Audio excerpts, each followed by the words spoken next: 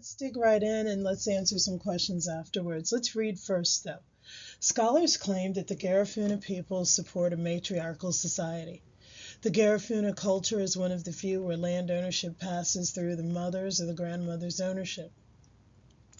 The same scholars purport that women are second-class citizens when it comes to relationships.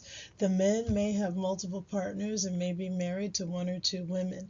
However, if a woman wants to enter a polygamous relationship, she must receive permission from her first spouse or partner if a legal relationship does exist. Most Garifuna marriages are not recorded due to their historic marginalization.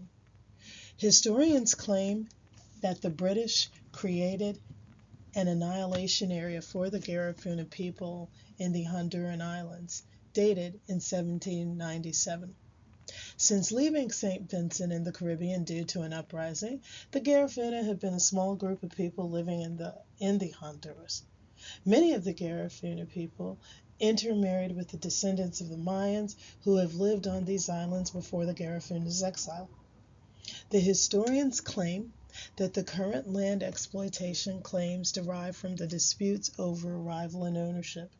Since the Garifuna received annihilation from a Caribbean island, these people were not permitted to own property unless it was in the urban part of the city, which was not near the agricultural areas where they worked. Many of the owners of the agricultural lands were absentee. The Garifuna people used the land for ceremonial customs at the expense of the owner's absence. The Garifuna used the land and believed it was theirs as implied ownership, yet the land was not theirs. In 2008, the Garifuna attempted to claim some of the land, but they could not provide proof of ownership. They were evicted. Some scholars say the rootlessness and the constant evictions caused them to lose their ability to thrive. Other scholars believe they thrived despite the movement, some due to finding work in other parts of Central America and in other parts of the world. 60% of the Garifuna descendants have college degrees. 40% have post-baccalaureate degrees. Despite their exile, the descendants earned degrees and owned land in the central parts of the Honduran islands where their ancestors were transported due to their original disputes over land ownership in the Caribbean. But before we move on, let's talk about something. Let's talk about the train and how this is moving. And it starts with this matriarchal society thing. And then it kind of tells you women are second-class citizens. And if you look at it, this first paragraph doesn't really go along with the second paragraph, because then it gets into why the historians got there.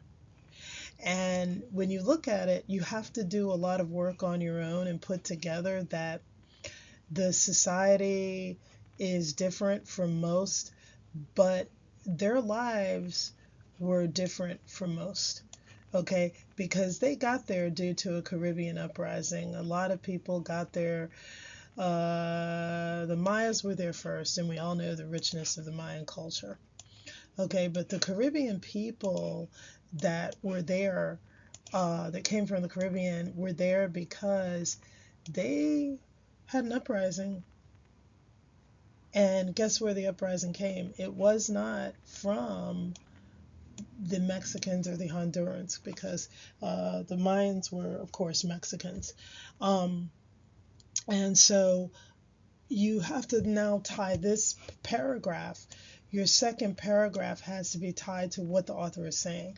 Well, the author is introducing the concepts of marginalization along with matriarchal society, because it's not like most people's, because it doesn't enter. But when you look at how this happened, it occurred due to historic marginalization, and the author really doesn't explain this.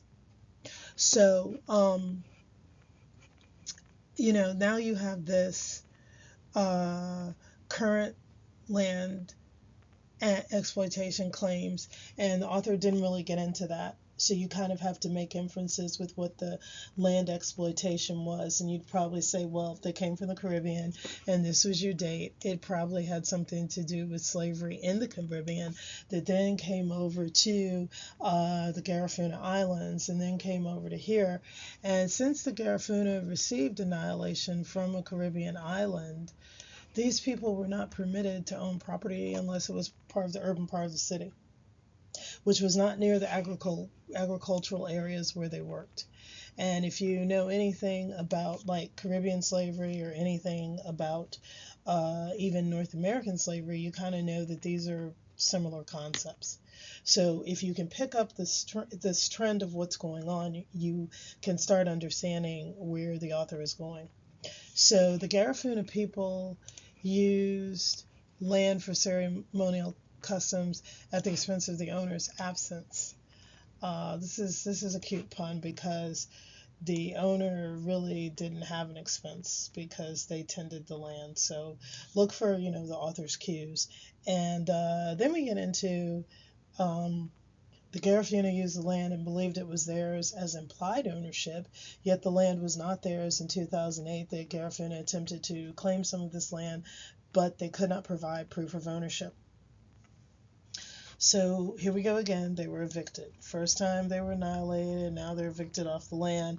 And of course, this is a generality from the author. It's not a complete eviction necessarily. It's just kind of like, you don't own this land, so you can't stay here and claim it. You can stay when I'm not here. You can, hang out a little bit, have a party afterwards. But in general, this is my property, and I, an owner could say, this is my property, I own it, and I let you use it as a courtesy to you. Okay, now you have this concept where some scholars are saying that there was rootlessness. Constant evictions cause them to lose their ability to thrive. And here is where you get into yet another concept. So now you have to ask yourself, did they really lose their ability to thrive? And is that what the author is getting at? And it could be that the author is trying to say, well, all of this stuff caused them not to thrive. And all of these kind of things started happening to them. But then, did that really happen? So you have to like go around and circle this word and say, were they not able to thrive? Well, some due to finding work in parts of Central America and other parts of the world. 60% of the Garifunian descendants have college degrees. 40% have post-baccalaureate degrees, so they have like masters in higher education. Despite their exile, the descendants earned degrees and own land in the central parts of the Honduran Islands where their ancestors were transported due to their original disputes over land ownership in the Caribbean. So it's an ongoing story that they first got annihilated, and then that was hard for them to get land, and then they turned around and they got annihilated again, and that was due to land. And then they got and then they picked up in this, and then they're kind of thriving though, even though their original disputes going back 1797 in the Caribbean. So you have to do a lot of work here and kind of think this through and look at what's going on. And so as we've done our work here. So let's go back, since we kind of have this done for us and we've kind of shown you how to highlight it. Let's go on to the next slide, and then let's go ahead and try to answer questions.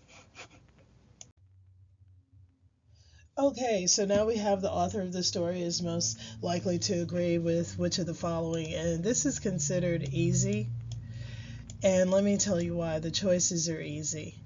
So first one is the Garifuna people did not have a distinct culture. Well, it kind of doesn't get into that. It just brings over their cultural rituals, and so you have to make an implied situation. So this is kind of the opposite of what he says. And the second one is the Garifuna people believed in same-sex marriages. And here we go again. This is out of scope, so you take this out. So you put OOS, meaning out of scope. This said nothing like this. The Garifuna people have been victimized in numerous countries. This is a possibility. And the Garifuna established cultural identities in 2 countries. And this may be a possibility, but when it got into this here, it said who annihilated them, and it didn't get into anything except for annihilation.